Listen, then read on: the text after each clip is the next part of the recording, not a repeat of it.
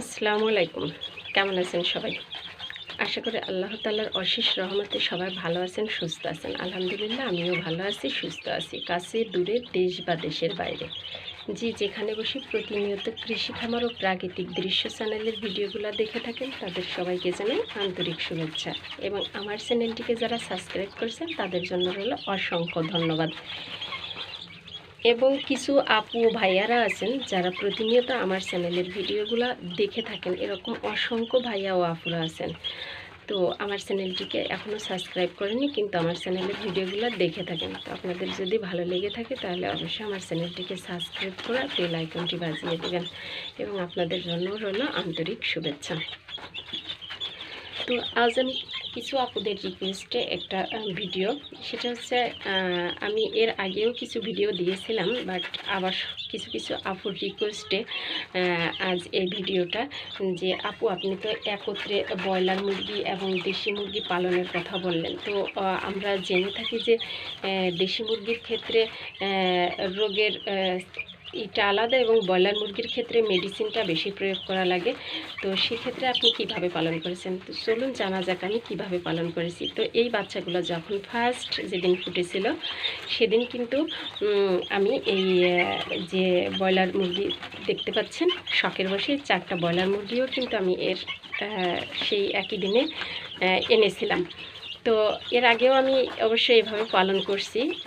আল্লাহর রহমতে সবই সুস্থ স্বাভাবিকভাবেই হয়েছে, যার কারণের জন্য আমি কিন্তু এবারও নিয়েছি।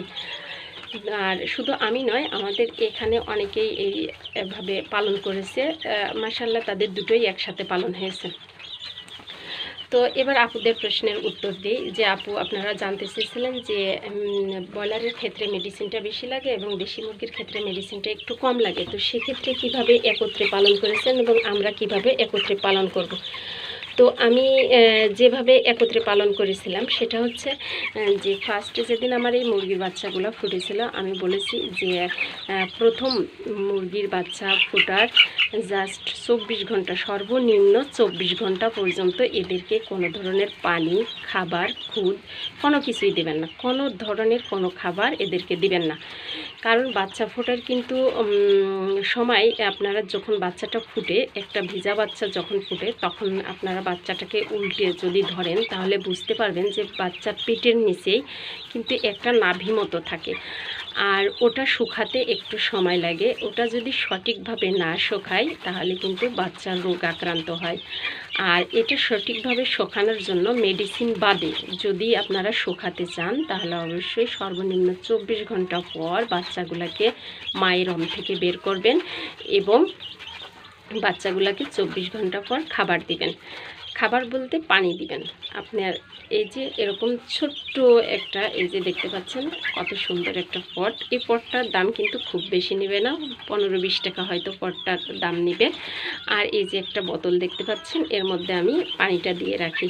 তো আমি যেটা দিয়ে রেখেছিলাম সেটা হচ্ছে বাচ্চাগুলো যখন ফুটে তখন আমি লেবু এবং চিনি একত্রে দিয়ে রেখেছিলাম। তো লেবু এবং চিনি, লেবুর রস, একটা লেবুর অর্ধেকটা দিয়ে আর একটু পরিমাণ মতো চিনি দিয়ে, এটা কিন্তু আপনারা চাইলে আমার আগের যে ভিডিওগুলো আছে ওগুলা দেখলে কিন্তু বুঝতে পারবেন। আমি অলরেডি দিয়েছিলাম যে কতটুকু পানিতে কতটুকু পরিমাণ লেবু এবং চিনি দিতে হবে, সেটা দেখলে আপনাদের আশা করি ক্লিয়ার হয়ে যাবে।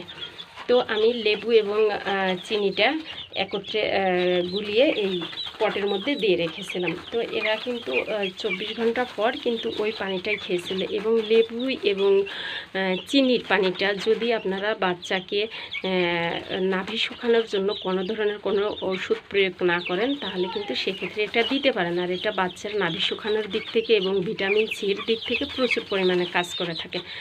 আর এটা যদি আপনারা দিয়ে থাকেন তাহলে কিন্তু সেক্ষেত্রে দেখা যাচ্ছে যে মুরগির বাচ্চাগুলো কিন্তু পাখা কিছুদিন পর আছে। অনেক আপুরাই বলেন যে আপু আমাদের মুরগির বাচ্চার পাখা ঝুলে যাচ্ছে, কুচমো ধরে থাকছে, কেন?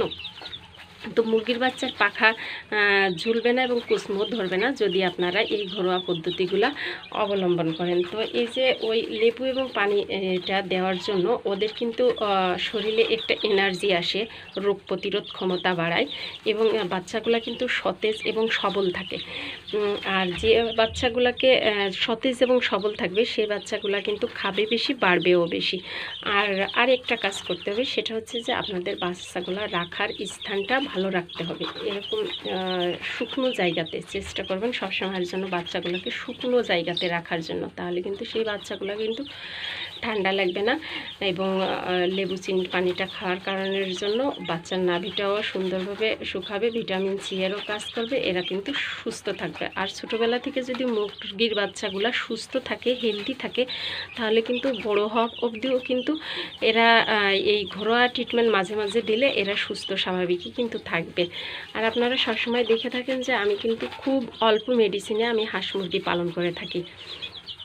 তো এবার ব্রয়লার মুরগির বাচ্চাগুলোর কথা বলি, যে এদের কি আলাদা কোনো মেডিসিন তো লাগে, এদের অতিরিক্ত মেডিসিন দিয়ে খামারে পালন করে থাকে। আসলে অল্প খামারের হিসাবে অনেক থাকে, তো সেক্ষেত্রে আসলে নিয়মটা মেনটেন করার দরকার পড়ে।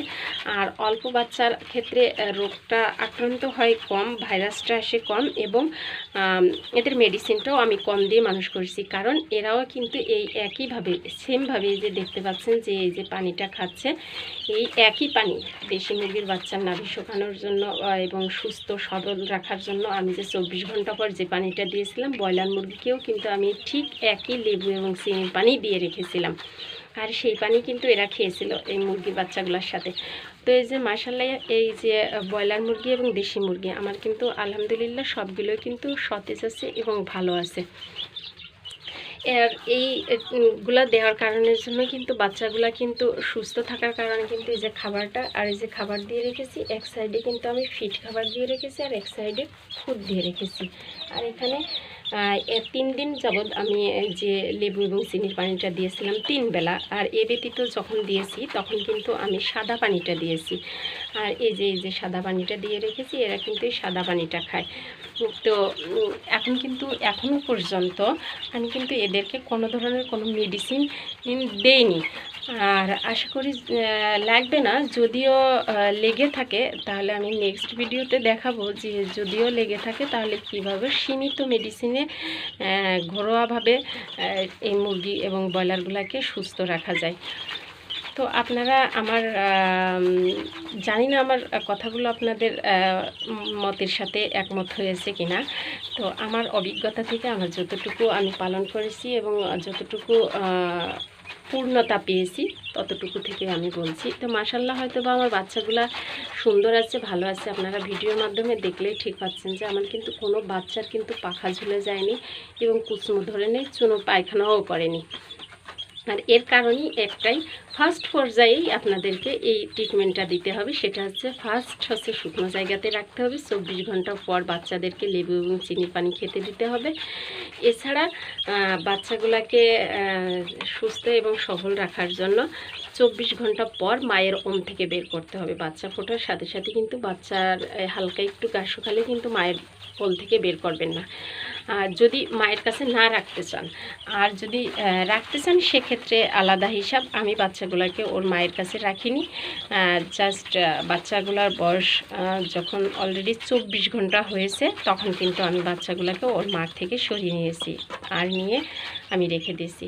হ্যাঁ, বলতে পারেন যে এক্ষেত্রে ব্রুডিং করার প্রয়োজন আছে কি না, না, এক্ষেত্রে ব্রুডিং করার প্রয়োজন নেই, কারণ এখন গরমের সিজন, একটু শুকনো জায়গাতে এবং স্বাভাবিক খাবার দিয়ে রাখলে পরে এতটুকুতেই যথেষ্ট কিন্তু। আর এছাড়াও আমি এদের নেক্সট কয়েকদিন পর যে একটা ঘরোয়াভাবে যে খাবারটা দিব সেটা অবশ্য মেডিসিনেরা কাজ করবে, সেটাও কিন্তু আমি আপনাদেরকে দেখাবো।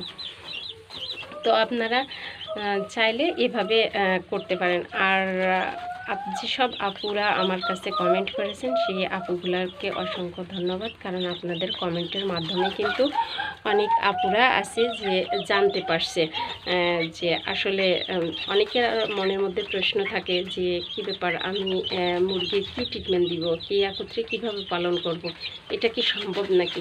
তো আপনাদের প্রশ্নের মাধ্যমে কিন্তু আজ অন্যান্য আপু ভাইয়াদের প্রশ্নের উত্তরগুলোও কিন্তু ক্লিয়ার এবং অজানা মানুষগুলো জানতে পারলো। তো আপনাদের প্রশ্ন করার জন্য অসংখ্য ধন্যবাদ। দেখা হবে পরবর্তী কোনো ভিডিওতে। সে পর্যন্ত সবাই ভালো থাকবেন, সুস্থ থাকবেন এবং আমার চ্যানেলটি নতুন হয়ে থাকলে সাবস্ক্রাইব করবেন। এবং হাঁস মুরগি পালনের ক্ষেত্রে যদি কোনো ধরনের কোনো তথ্য জানার থাকে তাহলে আপনারা অবশ্যই কমেন্টে জানতে পারেন, কমেন্টের মাধ্যমে। তো দেখা হবে অন্য কোনো ভিডিওতে। আল্লাহ হাফিজ।